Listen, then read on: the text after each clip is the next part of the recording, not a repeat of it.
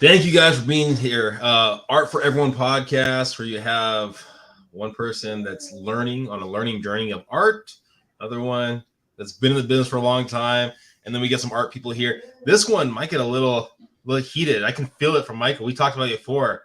Let's just get into it, Michael. No, it's not going to get heated. So last week I had mentioned who we were going to have on this week, and I had mentioned that I had submitted work there, but did not get in. But that's part of the journey.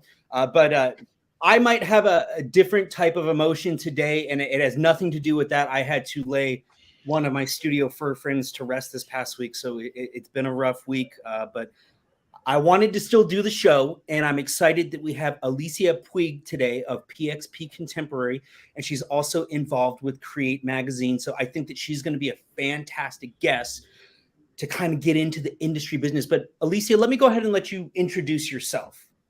Sure. Well, first of all, thank you to you both for having me. I always love doing these kind of chats, talking about our business. So a little bit about me. I am a curator. I am the co-founder of PxP Contemporary Online Gallery. And as you said, I also work with Create Magazine. I'm a writer there, help with brand partnerships as well. But most people know me as the curator, as a gallerist. I've been running PxP Contemporary now for almost 5 years. We'll be celebrating our 5th year anniversary in May, which is fun. It's always right around my birthday as well. So it's kind of this lovely double celebration. And there I have been working with emerging artists for the past 5 years.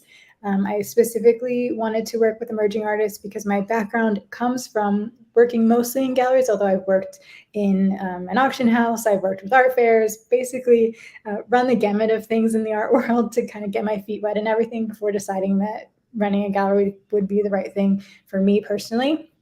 And during that time that I was in the industry, I noticed that there was this gap where artists would be coming out of school or they were self-taught, and getting into their first gallery was this giant leap. It just felt like there was this massive gap for them where they needed to be selling at a certain price point and they needed to get experience, but no one would give them that experience and help them get experience raising their prices and kind of build up their market. And so it was like this catch-22. It's like those jobs that you see, the entry-level jobs that require 5 years of experience as well.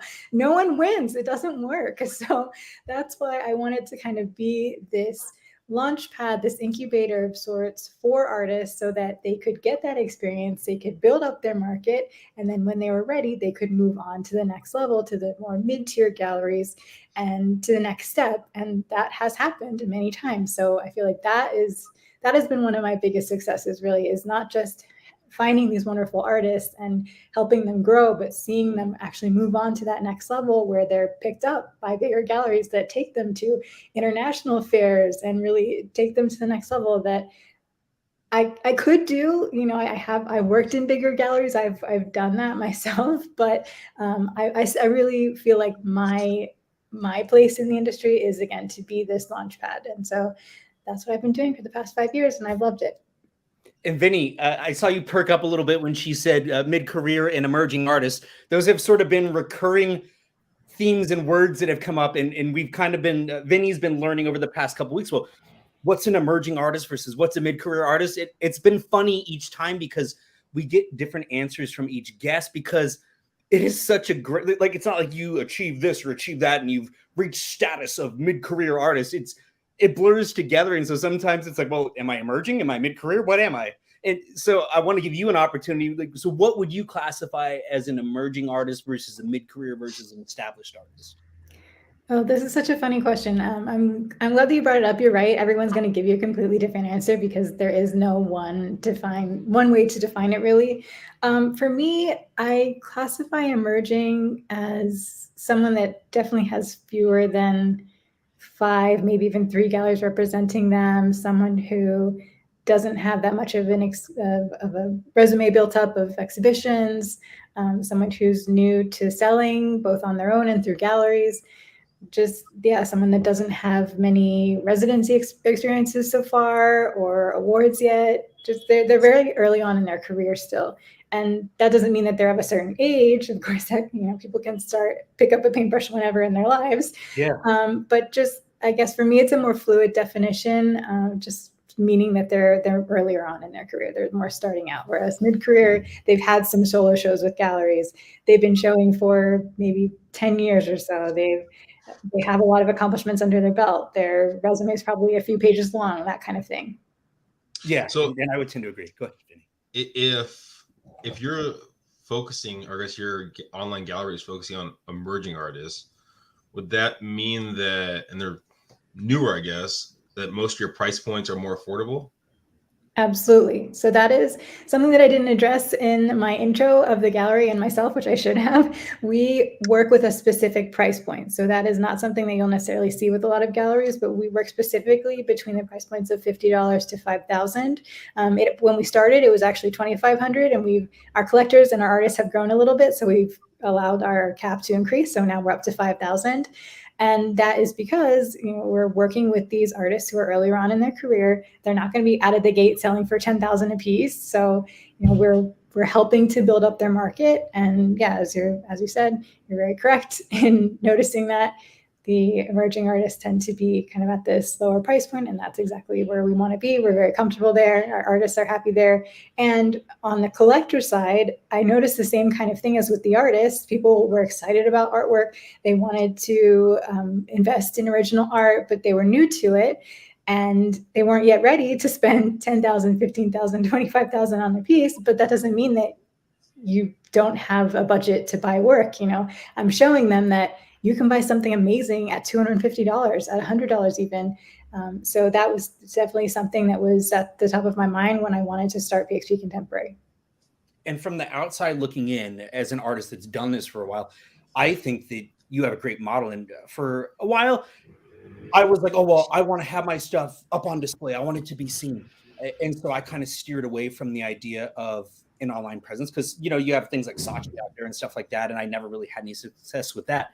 But with recent times and kind of the changing of the way things have happened in the economy and whatnot, I've been leaning much more towards the idea of online galleries and thinking that it could be a great avenue and a great platform for artists for a variety of reasons. Now, one, I love your price points because it's a price point that's much more likely to close, I think. And then also with the online model, because you don't incur some of the overhead expenses that a brick and mortar gallery would, your commission take is much smaller, leaving more in the hands of the artist. So it's really kind of a win-win. You could probably move work faster and the artist is taking more home. You're not having to worry about crating, shipping back and forth, stuff getting damaged, things like that. So for artists out there, this is something that I'm very much looking into for my own work and adding to my work, because I've shown in San Diego a lot, but I've been trying to find galleries in other places, reach new markets. And the online gallery model could be one that could be beneficial for, I think, a lot of you out there. Yeah, I mean, that you're touching on exactly a lot of the things that made sense. I will say, though, that there was just one huge reason why online made sense for me, and that was because in the years prior to starting the gallery, I was living in 3 different countries in the span of 3 years. So I just physically also didn't know where I would want to have a space that I could see myself committing to long term. I mean, now I live in Costa Rica and I've been here for 5 years, and I see myself living here for a long time. But again, all of these things that you're touching on, the overhead, the staff, the rent, the insurance, all of these things that I don't have to pay for, which then means, like you said, I can give much more of the commission to the artist very deservingly, And we appreciate that too, that up for us, because material costs are going up, cost of living. Like, I live in San Diego, the most expensive city in the country right now. And I've just had to constantly battle those rising costs of living. So, the dollars, the pennies, all that stuff, it adds up. It really, really does. I hear it. So, I mean, let's say some artists, right? I mean, we've had a couple artists, I don't know, tens of 100. I don't know what the highest ones have been, Michael, but have I would think, a decent following. What's like, I guess, you're doing, I guess, that's different from what they can do off of their own platforms? Is it like you have like an email list there, or do you do pay per click? I mean, what's the thing that's kind of that secret sauce, I guess, that's separate from some of these artists that already have like a massive amount of followers? Should I tell you all my secrets? No, I'm just kidding. I'm happy to be Well, transparent. I mean, even just an idea of it, what that is. I'm kidding. No, of Okay. course, I've built up an email list of collectors over time. That's one of my biggest focuses, something I'm always working on and working to grow. I mean, there are new people visiting our site every day, so I'm hopeful that a lot of those are jumping onto our mailing list as well, and I try to entice them to do that. But the really cool thing about PxP Contemporary in particular is that we are the sister brand of Create Magazine, and Create Magazine is really its own marketing machine. It's this amazing international arts publication that was started by the gallery co-founder Kat Popova, and that has become its own wonderful resource. It is something, it's very highly respected as a publication. And if you see on socials, we have over 240,000 followers there. Yeah. And so that's something that I can tap into as a way to help market the gallery. And it was definitely a huge step up when we were first starting out to be able to use Create to help market the gallery platform. I mean, that was actually part of the reason of starting it too, was so Kat started the magazine it's over 10 years old now, but she rebranded it to Create in 2016. And around that time, in addition to doing our features with artists, we started asking them, in terms of your career, what are you looking for? What else are you looking support with? And one thing we heard was more advice, like career advice from the both of us. And so we started doing blog posts about, just like these kind of conversations, business tips for artists. And those became some of the most read posts on our site.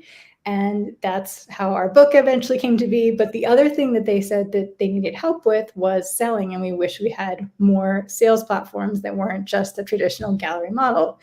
And so that's where the idea for PxP then came to fruition. So it really all comes from this community that was built, and everything has really kind of snowballed from there. And the reason that I found you was because another artist from one of my galleries had said, hey, you should look at this gallery. This gallery looks like they're doing some good things. And when I looked at your site and your social presence, there are some galleries that don't really invest a lot of stock in social media. And you had quite the presence. And then I saw Create Magazine, and I saw sort of the way that you work them off of each other, which is absolutely brilliant, because I think that that's the way, or one of the key roads to success on this artistic journey. And it's a different journey for everybody, but working off of the different things and offering something new and unique. And I saw something different about what you were doing. And kind of going back to what you mentioned, Vinnie. So social presence, it's like me, like I have a decent social presence, but are the people that are following me artists, or are they art collectors? And so right now I'm kind of running into this battle where I have a large following of artists, and I love the artists. I want to help the artists. I appreciate the artists. But at the same time, what I want to filter in is more of the buyers. And so I think that that's probably the case for some of the other artists that we've had in the past, even the ones that had like 500,000 followers. Of those 500,000 followers, there are probably, maybe a handful of collectors in there, but the vast, vast majority are not going to be purchasers. They're just going to be other artists that like what they do, or like their energy, or trying to get ideas. And that's great. And maybe those people buy some stickers or some merch or things like that. But those are oftentimes not the people that are putting the food on the table. And ultimately, if you want to do this without having other sources of income, be it another job or another avenue, you have to find a way to cover that overhead, whatever that overhead may be. I mean, I hear you saying, and I mean, I think it's probably each artist can be different, and this will probably be a question going in the future of how much of their social media presence actually pushes their sales, right? I would think, I mean, for the merging aspect of it, people don't have that strong of a base yet, right? So that's why it works perfectly for what's going on here. I'm wondering though, at the mid artists, right, the ones that graduate from kind of your program, I guess, in essence, right? I would think it'd be harder, right, for a gallery, online gallery, to focus on that 5,000 to or up, or whatever that number is, right? Or do you think you could do the same model with a higher price point gallery? It depends, it's really all about the gallerist and how good they are at building their network of collectors. Yeah. I mean, I think I never rely on my Instagram presence. I'm grateful for it. And like you said, I also have a lot of artists because, like, by nature of what I share, because I do share, of course, our artists, but I also share a lot of gallery tips and just business tips. So I'm happy to have them in my audience too. The other thing though I wanted to mention is a lot of those artists do become collectors because again, there is this kind of double mission that we have of supporting artists, but also empowering people who are interested in collecting. And oftentimes artists are nervous about investing for the first time because of the price point, but then they see, oh, my peers are selling at prices that I can afford too. I can become a collector as well. So I will say I've had a lot of really wonderful artists that eventually become collectors as well. But back to, I also wanted to address, I feel like I only partly answered the question of like how we market ourselves. The other thing is we do pop-ups, which is really a nice way to complement the online. You know, it's great. We have this wonderful platform that I've put a lot of effort into over the past 5 years, you know, putting effort into SEO, into blogs, into hiring experts to help with conversion, all of that stuff, which also sets us apart and helps with marketing and helps with bringing in collectors.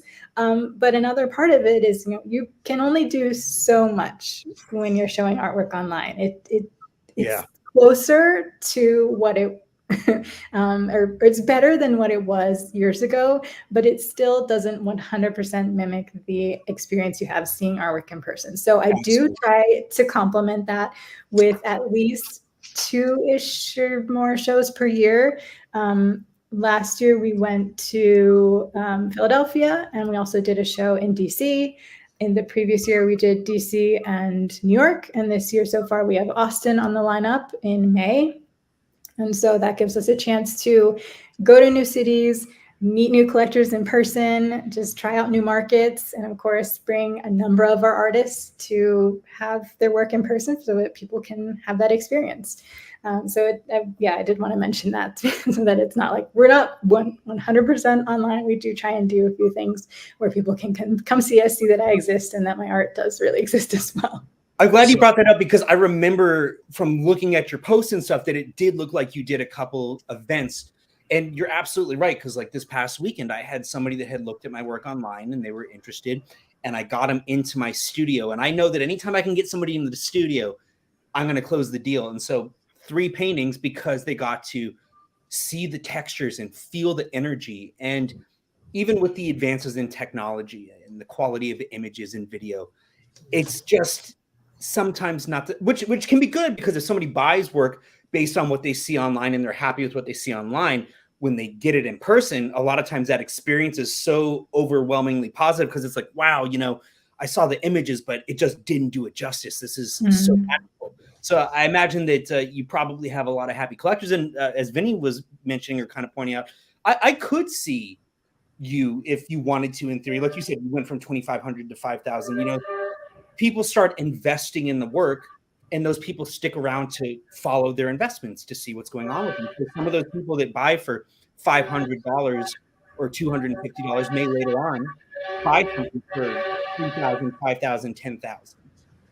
Yeah, absolutely. I mean, and the other thing you have to remember, if you really talk to gallerists that have been here for a long time, they'll tell you this is not a get-rich-quick scheme. Like, it seems like a glitzy, glamorous business, but if you really want to have a gallery, it has to be a long game, because it's a down in the dirt business. And even with my gallery that I'm able to keep expenses like pretty low, and I don't really stress about that kind of stuff, it's still something where you have to be careful. You have to plan in advance. And like I said, I'm always playing the long game. So I'm happy that in 5 years, we've been able to push our ceiling to 5,000. And I could definitely see us pushing even further, like 5,000, 10,000. That's not out of our league. It's really not.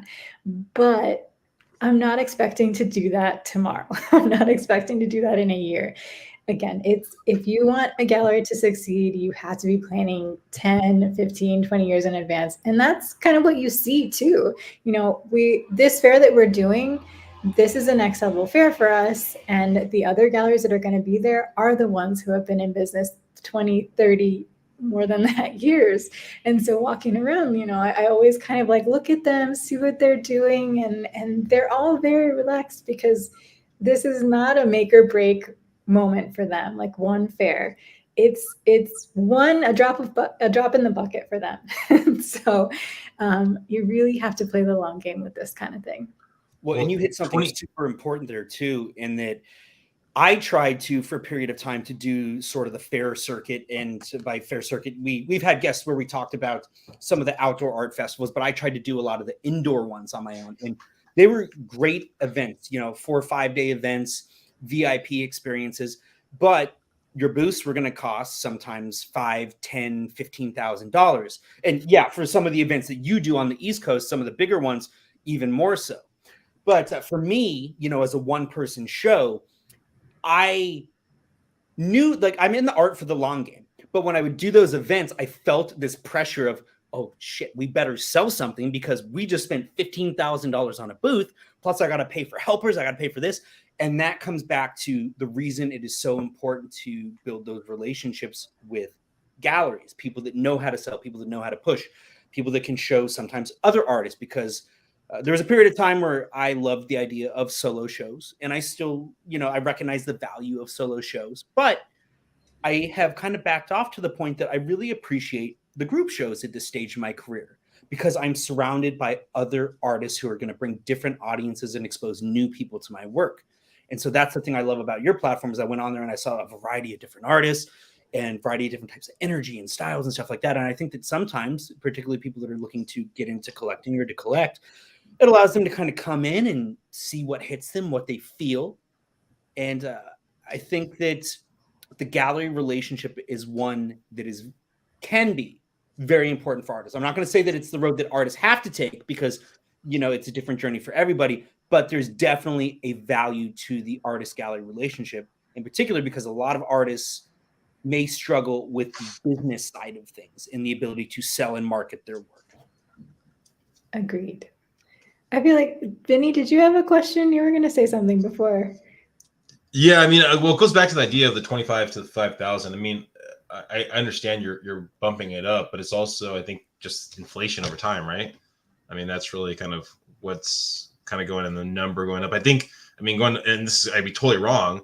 I mean, if you open up that gap too far, right, then it starts getting almost a deterrent for the people that are seeing huge numbers there. And probably that's why they're going there, is they can say, hey, you know what, this is a relatively affordable platform, so I fall in love, I can probably buy something here. But if it starts getting to, 25,000, 100,000, they're like, dude, this is not the place that I'm playing ball at, right? Like, yeah, absolutely. Thank you for bringing that up.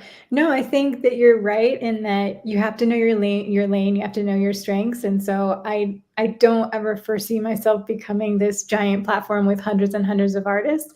I've stayed curated, and I like being that way. I want to still grow a little bit from what we have, because I think we're ready to take on more artists. But you're right. I've wanted to stay kind of in this particular range of price points, because I don't want to isolate our collectors. I don't want them to come in and on the homepage, the first thing they see is $10,000, $20,000, and then immediately think, no, this isn't for me. So it's about carefully growing and being intentional. And I think we've done that so far.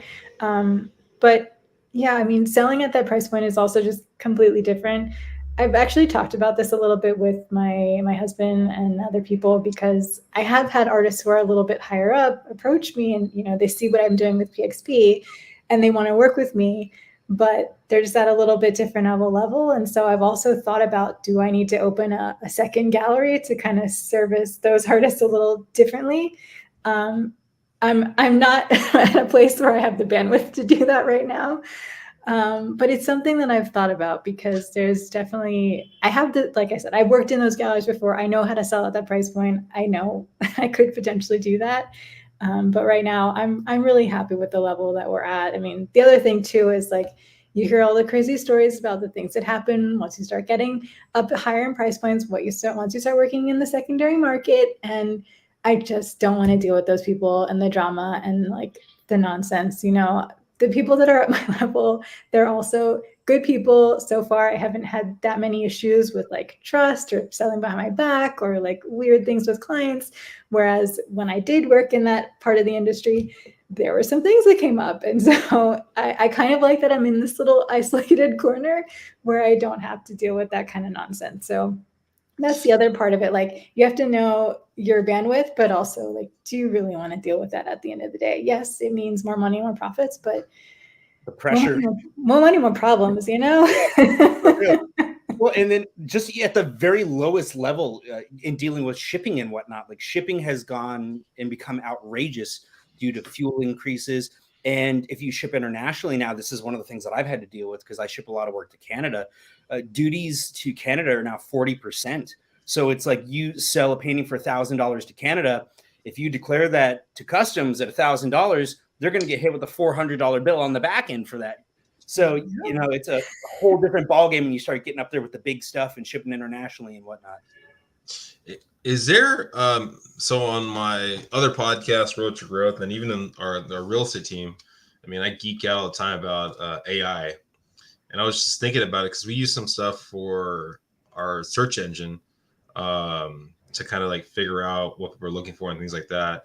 I mean, for your list off of what people are buying, do you, or is there anyone or yourself using artificial intelligence to understand what kind of artwork is going to be appealing to each investor, right? So then they, you know, hey, I got this piece over here.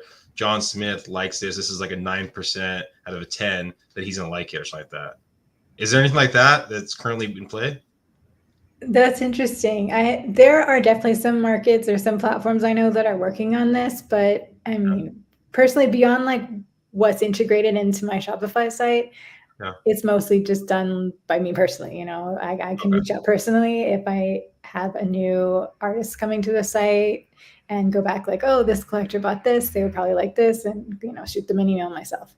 But there are definitely, like I said, I know that there are platforms working on this, but I don't know, you know, how successful they are at this point.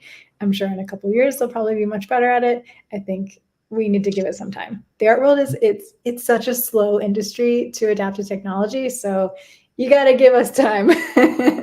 Do you categorize like the different investors? Like it's like this person likes abstract, this person likes this, and then when you get an abstract artist that jumps on your page to send out, I mean, what's that look like when you're emailing out, or you just email it to the whole database of investors? It depends. It depends on the artist, but I mean, obviously, I do have my general list of collectors and people who have shown interest or have signed up to the site. But then within that, you know, you have like VIPs, people who have spent a certain amount, or like people based by location. I haven't necessarily done too much of like interest, like abstract versus non, or, you know, whatever kind of style. But that's also my nature of my platform, because I don't necessarily have that distinction on the site. It's something I've thought about, but I think right now it's also a small platform, you know, like even if I were to separate out abstract, that probably wouldn't be that many artists or that many pieces on the site right now. I still need to grow a little bit our selection of works, and then it might make more sense to do something like that. And that's one of the things that I love about your gallery. And I think that this is one of the more successful. There's some galleries that show a lot of artists, and it can become overwhelming. And like as an artist, on the artist side of things, like when I work with galleries, I appreciate artists that give or galleries that give other artists opportunities, but I don't want to be buried in the pile of artists. So I like when a gallery shows, in many cases, you know, 20-ish, 30-ish or so artists, not 100 plus, because it gives us all an opportunity to kind of work off of each other, to shine, to have our place. Because, and one of the things that you do a lot of is providing guidance for artists about gallery artist relationships. So I definitely want to get into that and the tips and whatnot, and we can cover it kind of from all different sides.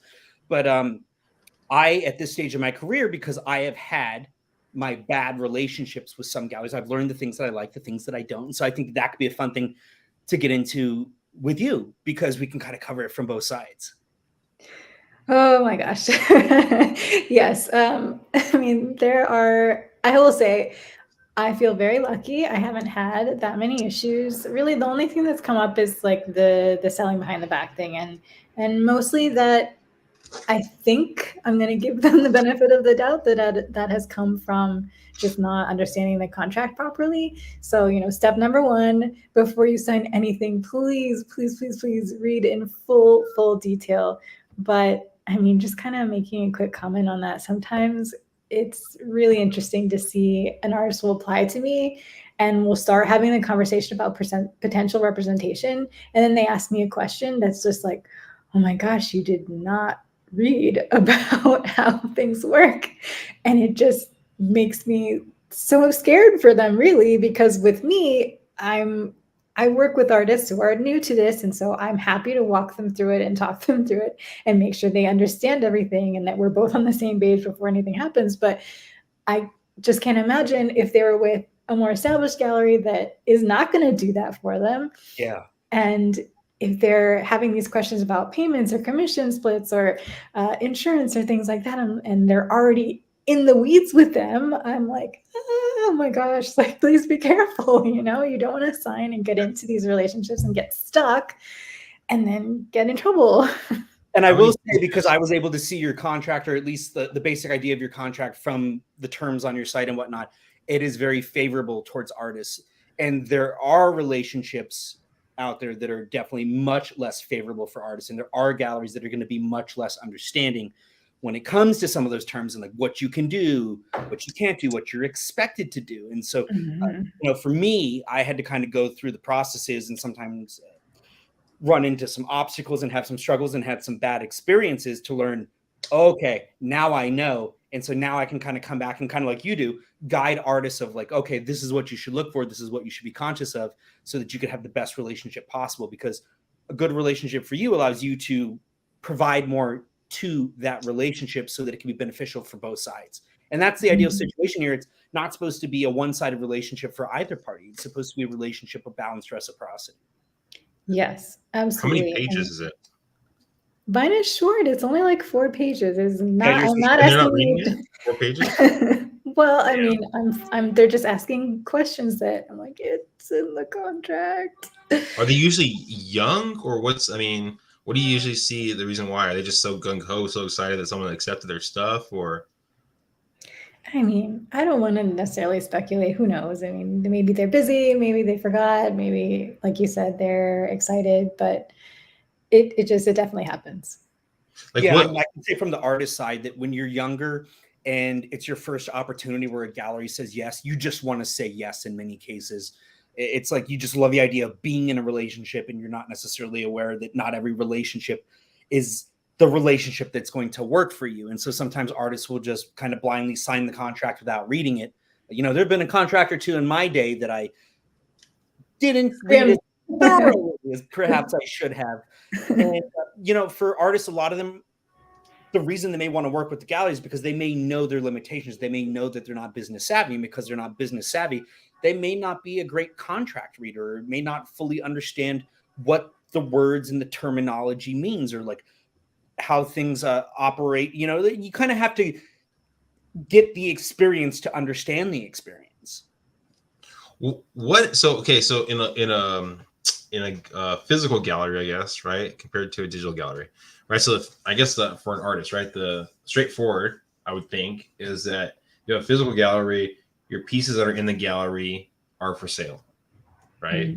So you're not going to really be able to sell them somewhere else. I mean, unless you took a digital picture, put them somewhere else, and then you can maybe have someone buy here and someone buy there. The digital, right, they technically have it.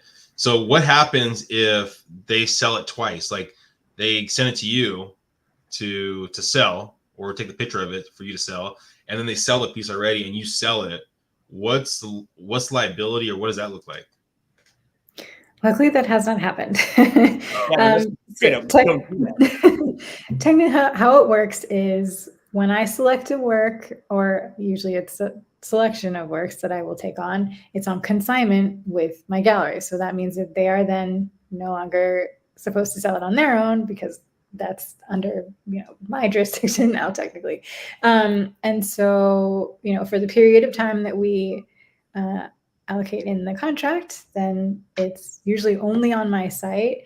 If it's on their site, it's directed then to the PxP gallery site. And then, like I said, I'm in charge of it for that time. And then once our contract is done, we decide, oh, you know, this didn't really work out, or whatever it is, then it's back to them and they can sell it on their own. And I mean, like I said, that's worked for the 5 years that we've been in business, I haven't had any issues, and luckily nothing's been double sold. Yeah, and with the online model, it's really just an easier option for an artist than the physical gallery. Now, with the physical gallery, and with every gallery, the terms are going to vary. So, like with one of my galleries, so let's say one of my galleries right now, I have work up right now, so it's on consignment with them. But when it comes down, they may want to keep it on web consignment. Now, web consignment can mean different things. So in this case, for this one gallery, it can be on web consignment still. So like I picked up a few pieces from one of my galleries a couple weeks ago. It's on web consignment. So for a period of time, I can't show it in another gallery. But I can now sell it on my own and under the terms of this one gallery, if it's just on web consignment and the sale comes through my sales channels, like somebody that didn't come into the gallery, that didn't find me backdoor through the gallery, I can sell it on my own and not pay them a commission. Now, if somebody says, oh, I found you through your gallery, then I still owe the gallery their commission. Now, I have another gallery that is a little more stringent in their contracts, that likes to hold the works for a slightly longer period. And one of my galleries, if it's on web consignment with them, they don't want it to be on web consignment anywhere else. Now, my other gallery will allow it to be on web consignment with both, so it kind of has visibility in different places. And like one of my galleries, if my work is up or on consignment, they don't want it up on my website at all. But if it's not up on my website, it's hard for me to kind of market and promote it. But the thing is because I run a Shopify store, I can't really have it on my site without it being available for purchase. So I just have a very open and honest conversation with the gallery, which again, if you have an open and honest dialogue with your gallery, a lot of times you can find a way to make it work. So the conversation is okay, I'm going to leave this up on my site because I want it to have the best visibility and I want to be able to promote it.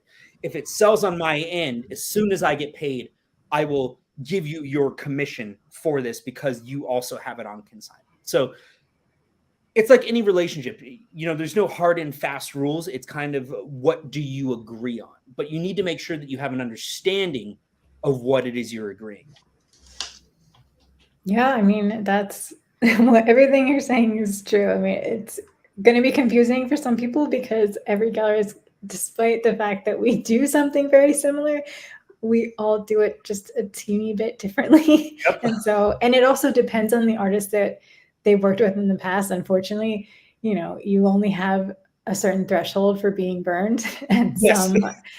some gallerists, unfortunately, just they'll have a few artists that sell behind their backs, and then they're gonna make their rules a little bit tougher on the next one. So I know that stinks, but they have to cover their backs too. It's hard, especially now because things are digital, and it can potentially be easier for artists to do that. Like I had an artist who I was showing their work, and our consignment ended, and then the next day those same pieces, a bunch of them sold, and it was just like, really? Those collectors just came out of the woodwork, huh? Okay. Well, not to say that what they were saying was not true, but I actually just this past week, so the pieces that I did sell or found a home for, those were pieces that were in a gallery just a couple weeks ago. And the gallery had said, hey, can you come pick up these pieces? We're going to do a show change out. And I had actually asked them, I said, because I had a traumatic brain injury and I struggled to drive. I was like, can you maybe hold them and can we do the switch at once so I don't have to drive as much? And they said, well, we're just limited on space right now. So we kind of do need you to get them, which I understood. So I picked them up, and they did pretty quickly thereafter happen to be pieces that found a home. Now, had they still been there, I would have happily given the gallery their commission. So there was nothing shady on my end, but I can imagine how that might look. And so I do try to be candid with my gallery. I had a conversation with them. I said, hey, I found a home for these pieces, but yeah, once you've been burned, you're kind of shy about it. And same from the artisan, I've been burned by some galleries in the past before. And so there are some things that I'm a little shy about. I mean, it depends on the situation. Like I said, I felt in that particular situation, there was some underhanded things, and it all depends on the person. I'm sure in your situation, it was fine. I don't know, but in this particular situation. Well, it sounds like the reason why you didn't allow Michael to put his stuff up at your gallery because you heard about this situation of him scamming other gallery. Not at all. Not at all. That's what I'm Actually, hearing. oh, do you want to address that, by the way? Yeah, So so I I'm think that it happy would to. be, yeah, I think it's a fun talk because one of the things that I have applied to a lot of galleries in the past couple months because I'm trying to find galleries in other cities. So a few weeks ago on Instagram, I actually shared like 5 or 6 rejection notices because I wanted to show people that, yes, I am a practicing, I would call myself a mid-career artist. But even though I would consider myself successful, success means different things. Sometimes the money is not there. Sometimes I'll have a bunch of sales, like I've broken gallery records at galleries before, but then I will have sometimes months where nothing sells. And I also get my fair share of rejections and my no's from galleries, but it doesn't mean that I am failing. It doesn't mean that the gallery's bad or that I'm not good enough. There's a lot of different reasons that this happens. And so I thought that this was actually an opportunity to have a really cool and proactive conversation and to let artists know, like, this is part of the journey and it's not always a bad thing. Okay, here we go. So your review, I pulled it up just to make sure I was remembering correctly. And I have to say that it was very nicely organized. You know, when I look at a submission, what I'm looking for first of all is continuity. You know, you want to see that all of the works are done by the same hand and that they're from the same series. I feel like I have to do this caveat every single time. That doesn't mean that you have to paint the same thing over and over again or whatever medium you work in. It just means that when you're applying to a gallery, you pick from that one series of work that you think is the best match for that gallery. Now, for your work in particular, I will say that I'm incredibly specific with the abstract artists that I bring on because my collectors they're really picky about them. And so it's not always about the work that I love. It has to be the work that I think I'm able to sell and that I think my collectors will be interested in. And so with that, especially with these more like very bold and kind of edgy works, I'm incredibly particular because I really only have like a small handful that I've worked with in the past, and they've been slower to sell. So the same thing, I heard an amazing talk from gallerist Liz Lidgett a while back, and she was saying like, I don't want to take on works where I feel like I'm gonna be holding them hostage. And yes. I really liked that perspective. Like I want to see a series of work and think like it's a no-brainer. Or there are some that I'm on the fence, but that I have to be on the fence enough where I'm still tipping to the side of I'm pretty sure that it's going to work. I'm a little bit like, but I'm pretty sure. And so if there's any doubt, like I like this, but I don't know if my collectors will, then I have to let it pass because again, I don't want to be that one that's going to take you on and get us both excited and to put all this effort forth to promote the work and then just have it sit on the site because that's not good for you either. Like you don't want your work sitting on the site.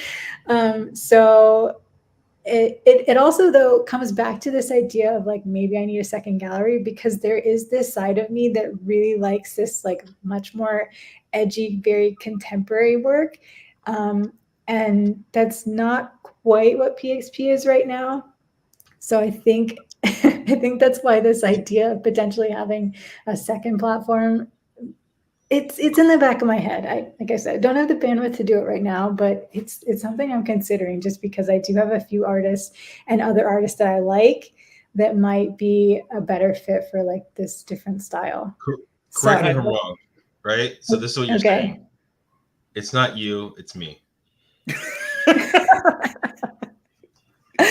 Oh man, okay, you called me out on that. I mean, yes, yes, it is though. But that's the thing, like artists too. Like I feel this was actually, I know it's gonna sound really cliche to say this, but this was really one of the hardest ones that I did because now we're growing. We got a lot higher quality submissions. Like the first 2 times that I did this, it was honestly much easier to say no because people were not submitting at the level that yes, I'm working with new artists and emerging artists, but I do need to have them be at a certain level. Like they do need to send nice images and they do need to have like a website put together and they need to have a statement and that kind of stuff. But beyond that, you know, I'm not asking for that much. But this time around, the level of all of the submissions was really good. So it wasn't like the work that I was saying no to. It was like, oh, this just isn't a match right now. So, but I did mean what I said in my letter to everyone, that I always keep things on file because you just never know. The cool thing is that now that I'm at the position where I am, I'm getting a lot of different collaboration requests for different exhibitions, other galleries, other projects. And so things may come up, and I may just have someone ask, like, hey, can you curate this really contemporary abstract show? And then I'll say, hey, no, I remember this, Michael's work, and I can come back to you. So that's been really fun to kind of have that come up. And I've gone back through the submissions and pulled people from past submissions and worked with them later on. So when you hit on some really great things there, and I'm so like, this is a really cool opportunity to have this, because how many people have ever in the history of art, I don't think that this conversation has been had a lot in this kind of way. And so one of the things you hit on was the idea of holding the work hostage. And so when I tell artists it's not always a bad thing, that is specifically what I was referring to, because if a gallery is going to take on your work, and maybe it's a gallery that has 100 of those artists, like I was talking about earlier, or it's just a gallery that doesn't feel like they're going to be able to move your work, you essentially have your work locked up.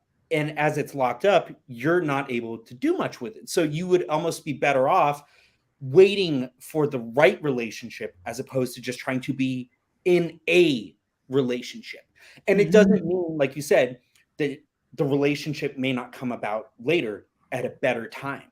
You know, maybe things develop further in. And you mentioned the idea of edgy work. So for artists out there, it's something that I've had to take into consideration over the course of my career. Is I know the things that would be perhaps commercially more viable, things that I could do that would probably make me millions of dollars. But I have, on my artist journey, chosen to make the work that my soul calls to. And that was an educated decision, knowing that it might not be as marketable, but I'm being true to myself. And so it kind of goes back to this really interesting idea I have about like art and art history. It's like, you kind of want to be part of the dialogue, part of the conversation, but you kind of don't. You kind of want to stand out. It's like, if you stand out, you're going to be the person that's really remembered. Like in art history, like Van Gogh, you know, somebody that's remembered, but maybe your work isn't accepted in its time. So it's kind of a difficult line to walk as an artist. It's like, do you kind of shift and make the thing that would get you to fit in more? Or do you do the thing that really kind of stands out, but sets you apart and allows you to form your own voice? And I have always chosen to kind of take the more difficult road, knowing that it might kind of put me in this position. But I feel like this is also the best thing about me. So it's like, it's a negative, but it's a positive at the same time. And it's just me choosing my artist journey, I think. Mm-hmm. Oh my gosh, that reminds me, I have a pretty crazy story actually of like this idea of doing something that would make you millions versus doing what you believe in. You want me to share it? Yeah. So my background is I went to art school first, and then I got my master's in art history. And between that transition, I was showing my own work very heavily. I even was represented by a gallery for a short minute before they closed, sadly. And so during that time, I was getting very upset about the rejections. I put myself out there a lot. By the time that I graduated, I had been in over 50 shows, both nationally and internationally. But I was getting tired of getting a bunch of no's, and I got so frustrated once that I came back to my room and I decided that I was going to do something completely different just to try it. I, at the time, was painting these nocturnes, so interiors and exterior scenes all at night. And that's what I loved. That's what I felt was my calling at the time. And so I did something completely different. I took a photograph that I had taken while on a trip in France, and I just started painting over it, just painting these lines, like very colorful. Again, nothing I would ever have made before. I didn't think any of it, but on a whim, I thought, let me just submit this and see what happens. And I submitted it to a first show, accepted. Submitted it to a second show, accepted.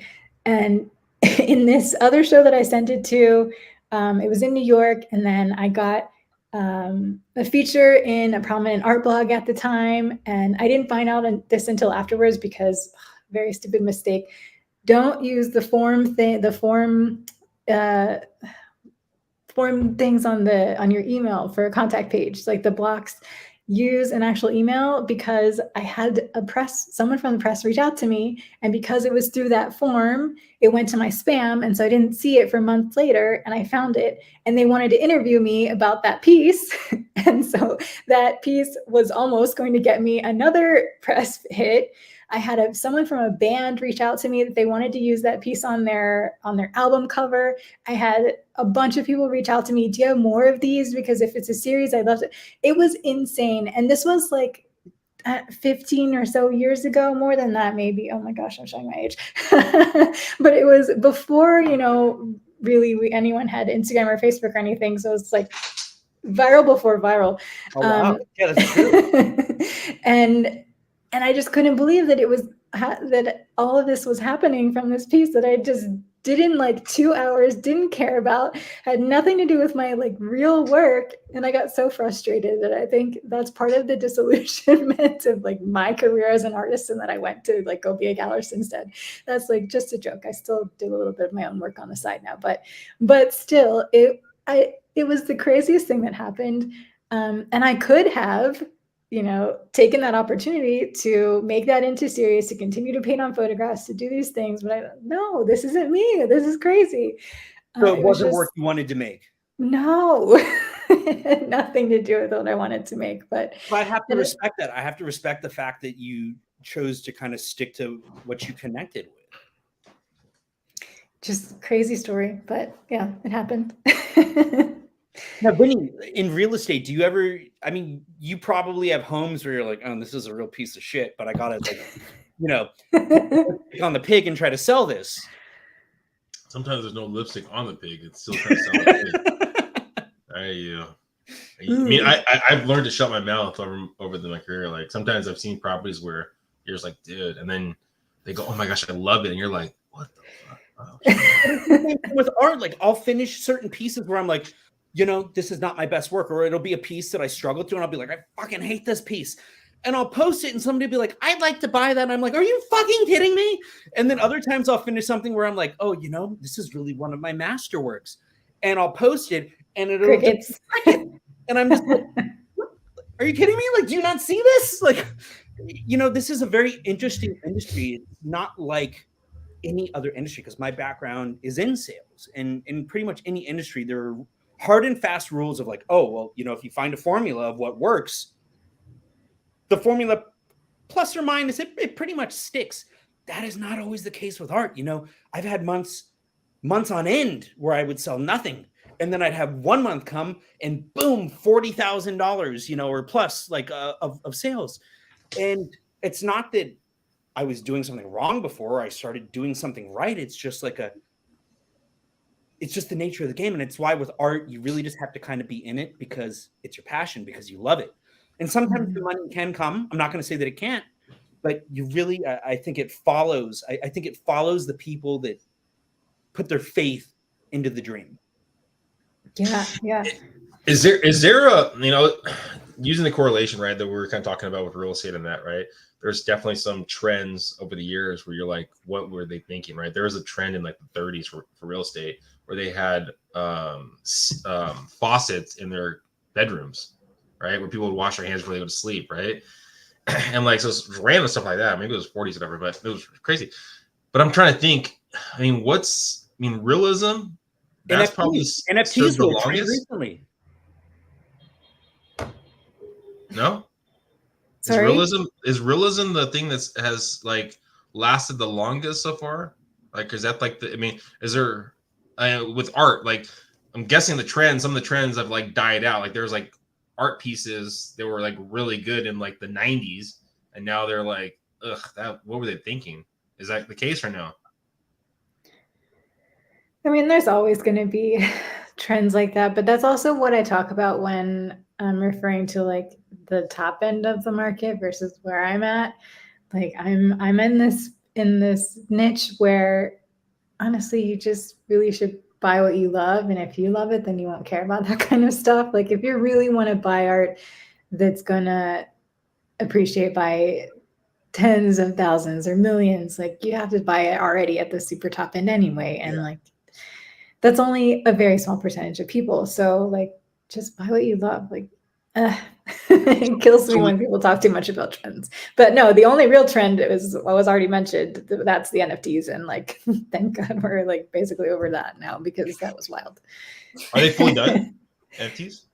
No, they're still around, but it's like I have a complete aversion to them because I was actually doing physical NFTs with immersive experiences, so slightly different. It was like there was a chip on the painting, and like I say, I did an homage to Van Gogh's Starry Night in my own signature style, and so you could scan the chip on your phone, step back, and within your viewfinder, it would come to life. But there was a physical piece attached to it, so I never did any just NFTs like where there was no physical object, but I did kind of dabble into the realm and I thought it was kind of cool. But like I have such an aversion to it because of my inbox being filled with, oh, I'd love to buy some of your art. Will you sell it to me as an NFT? I cannot tell you how many hours I have wasted with messages from those spam scammers. Yeah. So basically what happened is like, if you think of the big boom that was like, what, a year and a half ago, that and all of those are almost all worthless at this point, unless you bought one that you love and it means something to you.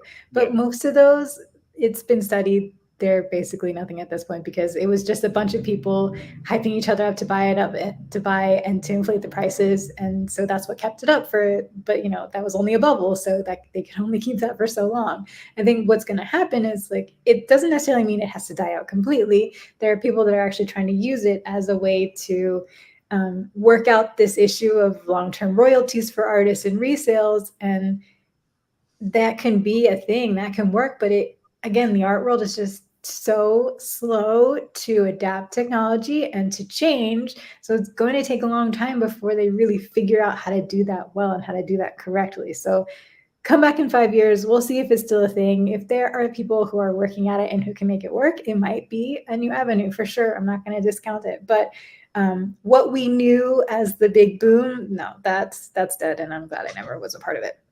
Yeah. Well, we got about 15 or so-ish minutes left. So I wanted to get into some of your just whatever you want to talk about, but suggestions for artists. I know you and I were actually commenting on a thread earlier today where somebody had said there was, I think they were like an art advisor or something of that nature.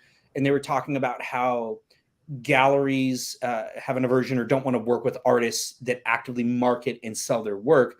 And you disagreed with that a little bit, and I disagreed as well because I am an artist that actively markets and sells my work, and I feel like it actually brings more value to the gallery.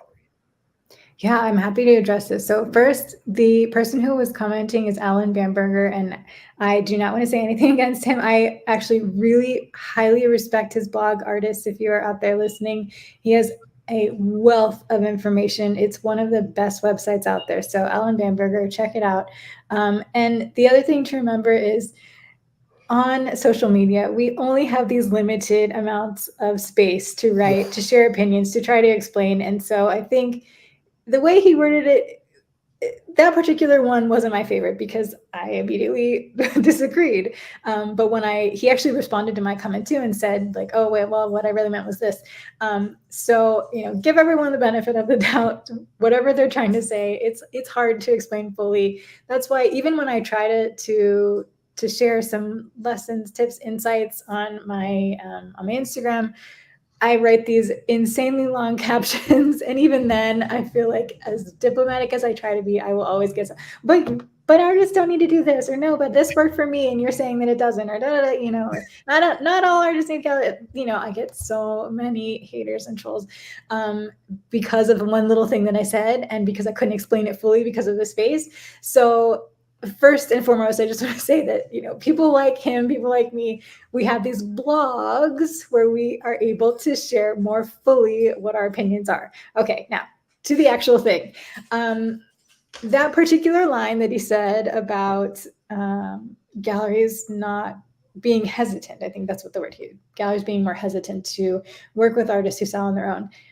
I'm not. I'm just not at all. And maybe some galleries are in certain situations because they all do work a little differently. And like I've heard, one of my friends, her gallery doesn't want her to show in those like independent artist fairs, which I wouldn't care if my artist did that. So those kind of things, you never know. They may not like that for whatever reason. But generally speaking, I mean, to me, it shows that you are a professional, you care about making a market for your work. Like if you are working to establish your market just alongside what I am, that helps us both. That helps to show collectors across the board that there are people interested in your work, that there are people excited about your work, there are people collecting your work. And it also, all of us working together is just like, it's like the rising tides lift all boats kind of philosophy. So I really don't mind it at all. I think it's great when artists do that to kind of help with the marketing, and just it works. It seems to work well. But at the same time, I understand my role is, of course, to boost sales. So I don't mind if they don't either. Like that's also part of my job too. So it's really, I try to be flexible. Some artists are really into it, but some really prefer to hand a little bit off when they work with me. So it really just kind of depends. That's why it's all about finding the gallerist who's going to be the right match for you, who's going to be the right partner, and understands kind of the role that both of you want to play. Yeah, I think I have in the past had a gallery or two that was hesitant. Absolutely. Not to say that they wouldn't take me on or that it was a bad relationship, but hesitant, yes. And I think it was probably a case where they, like you mentioned, maybe they got burned by somebody in the past. So it comes down to kind of that open dialogue. But I feel like my ability to market and sell myself and to actively promote myself on a daily basis raises my market value. And I'm somebody that actively promotes my galleries as well, tags them, shares stuff, goes to the openings, takes pictures, posts videos, things like that. And I see a lot of the other gallery artists that don't do that as much. And I'm not knocking on anybody. We all have our different ways. We all have our strengths, the things that we like to do, things we don't like to do. But I just personally believe that if other artists were more active in marketing and kind of helping each other, that we could kind of all feed each other and all eat. I think that too many people look at the idea of competition as opposed to these mutually beneficial relationships and taking care of each other. Like when I go to openings, like I like to take pictures of other artists' work and share it. But the artists a lot of times don't want to reciprocate that. And like the podcast was started to help other artists and bring on industry professionals. But not everybody shares the same idea. And, the artist journey, how it's different for everybody, the ideas behind it, and how to operate it and how to do it best, vary just as much, and same on the gallery side. Yeah, absolutely. I mean, that's my philosophy too. I'm always trying to support even other galleries. That's another thing. Like we tend to get a reputation of being like very closed off, but I am happy to collaborate with other galleries, share artists even. That's happened. I mean, that is part of the mission of PxP. But a lot of galleries are very secretive with their artists, and once they're in their program, they want to keep them in their program, especially if they're one of the more saleable ones or that they've had the most success with.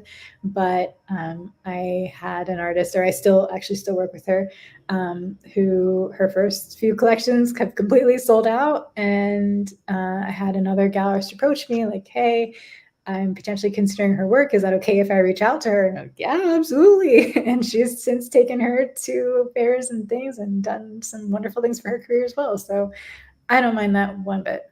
Well, and if that artist's stock rises because of these new opportunities, it will Also in true. theory drive more traffic back to them purchasing more work through you as well. So well, it just simply goes back to the same. I mean, the theme for most business people, right? It's abundance to scarcity, right? It's hard to come from abundance when maybe the numbers aren't going that well for you or the sales aren't going that well for you, right? You give faith, right? That, okay, well, if I help this person out, things will get better for me. But it's a leap of faith, right? And you've been in the business, you mean both in the business, we've all been in our own businesses for a long enough time where we have that idea of abundance for the most part. But there's probably moments where you do think of scarcity, right? I think we all do that. So yeah, absolutely. Last year was really hard, but I'm glad that, I'm glad that it happened, because in the years prior, it just had it had just been immense growth over immense growth over immense growth. And so I kind of needed that reality check of like, it's not going to just keep going like this the whole time. It was good to, obviously, I as a business owner, as someone who is supporting and giving a lot of money back to artists, I didn't want that to happen for them. But for me as a business owner, again, it was good like ego check and good lesson to remember like, hey, it's not always going to be boom, boom, boom. And good reminder to like keep expenses in check and not just be spending wildly. And again, going back to what I said before about this is a long game. Even if 1 month, 3 months, 6 months is rough, you're not going to think about that in 10 years. Like it's got to be something that you just plan for over time. And I'm glad that you mentioned last year specifically, because it was just an absolutely brutal year for me. But from the general feedback I got from my galleries is that it was for them as well. So it seems like from what you said, kind of same situation, economy got hit. Because what I feel is that when the economy gets hit, one of the first things people stop buying in many cases is art, which is unfortunate because I feel like when times get tough, what we really need more of in the world is art. But sometimes when things get tough, people cut back on it and we starve the artists that we desperately need. So it's tough. Mm-hmm. Another one of those. Art can't feed your family, right? I mean, that's when times get tough, you got to basically, right? I mean, I get it. Like things are so expensive, and especially you hear about the statistics like that. If an emergency came up, that I'm going to pull this number out of a hat, but like 50 or 60% of people can't pay $400 to if an emergency came up, and so of course they're not buying art. Like they need to live, and if something came up and they can't afford that, I mean, no, you don't want that to happen, of course. So I understand it. There's also only a percentage of people that are even interested in buying art in the first place. Like you have to keep that in mind too. Like that said, I think we can all survive. We can all make the money we want to, but don't freak out about slow periods because they're gonna happen. They're just gonna happen. Everyone has to take care of themselves and their families first. I feel like I was gonna say something else. It'll come back to me. But just like you were saying, it's not always going to be boom, boom, boom. It's not always going to be boom, boom, boom either. Like, so, I had my couple months where there was absolutely nothing. And then I had a weekend that, I'm not going to say that it brought me to level again, but like on any given day, I know that I can drastically change my week or flip a month or flip a couple months, maybe flip a season if I sell a couple big pieces like that. So, there are the lows and it can be difficult, but there are also the incredible highs. And to know that you survived and worked through the difficult periods, to see that, like, that is one of the most rewarding things as an artist. Because I had people be like, well, you're going to go get another job. And I'm like, no, because to go work for somebody else and to start over at the bottom at my age and make minimum wage, like, it doesn't make sense when I could sell a painting on any given day for this much money. And yes, I maybe I didn't for a little while, but I can. And I just have to find a creative solution to do that. And I'm an artist and that's what we do. And it's out there. And so, I embrace the challenge. And I feel like now for me, I left the workforce about 5 years ago. So for a long time, I did hold on to the job. And many people do that. And there's nothing wrong with that. It doesn't make you less of an artist. I liked it because it did give me a little more stability. I feel like stability is an illusion, but it did give me a regular paycheck. And it allowed me to do a lot of events to learn some things. I personally was just not happy. My mental health was terrible. My physical health was terrible. And so I decided I wanted to go all in. And I personally found that when I went all in and I gave it 100% as opposed to 90% or whatever it was I was giving, that little extra is what makes the difference. And sadly, I talked about this before, I think that when things get difficult or when people hit lulls where maybe nothing sells for a few months, maybe you have certain commitments and stuff where you just can't avoid it. A lot of people quit. And so if you just keep going, that's the real secret to success, is to just keep going, to keep doing it, and to trust in the dream and the passion and to keep going. So before we get into who we're going to have next week, where can people find your gallery? Where can they stay attuned for pop-ups and all that fun stuff? Absolutely. Well, thank you both for having me. This was such a fun chat. Covered a lot of things. And if you'd like to hear more from me or stay in tune with the gallery, I'd be happy to have you. You can follow along with us on Instagram or basically all of the social media platforms at PxP Contemporary is our handle across the board. You can find us online at www.pxpcontemporary.com. And if you'd like to become one of our VIPs so you get first access to all of our new collections and just hear all of our news first, then make sure to join our email list that is easily accessible on our website as well. And just a reminder that our big event that I have planned already is, again, the art fair coming up in Austin in May. So if you're in the area, please stop by. I'd love to see you. And what about Create Magazine? Yes, Create Magazine. Okay. So Create Magazine, it is, like I said, an international arts publication. We have regular calls for art. Our next one, I think the deadline is March 15th with Sergio Gomez, an amazing curator, based in Miami. But beyond that, I mean, we have multiple calls throughout the year. So if you don't catch that one, catch the next one. And we also have a lot of opportunities coming up with the Create. We sometimes do in-person exhibitions, we do virtual exhibitions. So just make sure to keep in touch, follow us at Create Magazine. And artists, I will tell you personally from looking at all their content, they do some great stuff. There are some great opportunities with those calls, and PxP Contemporary, a lot of the tips and the tools are very helpful. I've seen a lot of them, and more often than not, I really agree with a lot of the stuff that they say. I feel like their heart's in the right place, and they're doing something a little different than a lot of others out there. So I think they're definitely worth a follow and keep in mind. Thank you. You want to talk about who's the guest next week, Michael? Yes. So who is the guest next week, Vinnie? I text you. Yeah. All right. Let me Oh, was that my duty to? Okay, it's Heidi Johnson. Oh, okay. So with Hijinks PR, so it's a PR company out of LA for artists, and that'll be an interesting talk too, because she and I have kind of crossed paths for a number of years, and with me being in Southern California, they were somebody that I've always kind of been interested in working with in some capacity. Again, I think it might be a case of my work really kind of isn't in alignment with a lot of the stuff that they do, so it's like interesting because sometimes there's people where you're like, I want to work with them, but maybe the work just isn't, the work. So what do you do in those situations? But, are we having guests, just all the ones that have rejected you? Is that what's going to be happening over the next couple weeks? I'm looking for closure, Vinny. I've had a rough freaking week. I'm looking for some closure in my life right now. Like, let me have it. No, I have not yet been rejected.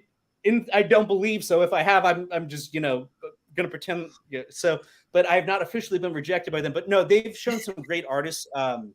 There's I don't know how to pronounce his name. Like, he's from another country. Like, I wanted to call him Mikhail, but I think that because he's from another country, it's actually pronounced Michael B. He does some fantastic work, some geometric work or more organic work lately. But I feel like his journey has somewhat paralleled mine in some ways. But they show some great artists, and LA's a booming scene. So I think that'll be a fun and informative talk. Is there anything that we should bring up, why we should dislike this PR company or just PR companies in general? No, I would say if we're going to give people a task, it would be to go take a look at them, take a look at some of their artists. Maybe, let us know which of their artists you like. Maybe we could talk about that next week.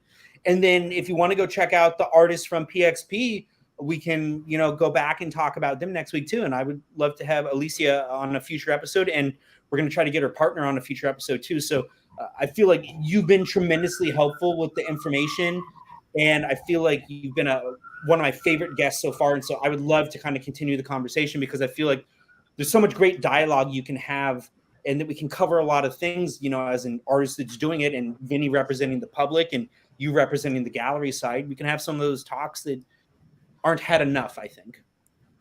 Absolutely. Oh, sorry, there's like a bug flying around. Yeah, I'd be happy to come back and talk more about art. I feel like there are still so many things that I could have added to or discussed further. And of course, we have Vinnie with the zinger, so happy to continue. So Vinnie always keeps my ego in check, making sure I'm humbled. That's my job here. So Alicia, before we just finish it off, because everyone listening, yes, we are going to finish right now. And what's something that we could throw out to your partner if we do get your partner on here that might basically be like, whoa, they should have asked me for that, or what's going on there? Something that we can throw off the toes. Come on, you're on the spot here. No. What's something? Well, and Vinnie, actually, so Alicia, we have a few $25 gift cards from Blick Art Supplies to give away, but we've been trying to find a way to do it. So maybe we can partner with you. We can figure out something, and we can use your platform to maybe give away a $25 Blick card to somebody. Yeah, absolutely. Partner with PxP Create. We'd be happy to do something. That'd be awesome. I don't have anything. Gift cards. I don't have any surprise. I mean, no, I don't. I'm not going to throw under the bus like that. No, you don't throw under the bus. Oh my gosh, she used to make movies in college, and before she got into this scene, and she didn't really talk about this, and no, nothing like that.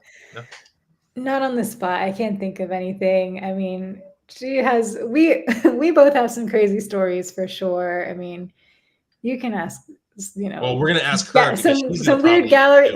No, some weird gallery stories, or clients that she's worked with. You know what? You should ask her. Like, what is it really like to be an artist with a big following? Because she has some crazy people that follow her, and they've sent her some insanely strange messages. So how about that? I'll just. Oh, well, I'll be going. I think that would be great. We should do an episode like that where we kind of cover like the underbelly, because you were so right in what you mentioned earlier. Like, it's very different from the outside. Like, you see galleries and artists in movies, and it is not always accurate to the reality of the situation of what goes on behind the scenes. And there are some, I mean, I have some wild stories, so we can part with this. So I was live painting at one of my galleries in Little Italy last spring on a Sunday, and so I'm just out there painting, and these two drunk girls walk up, and one lifts up her top. This is not Mardi Gras or anything like that, but just families walking around, lifts up her, like, exposes herself and asks me to paint on her.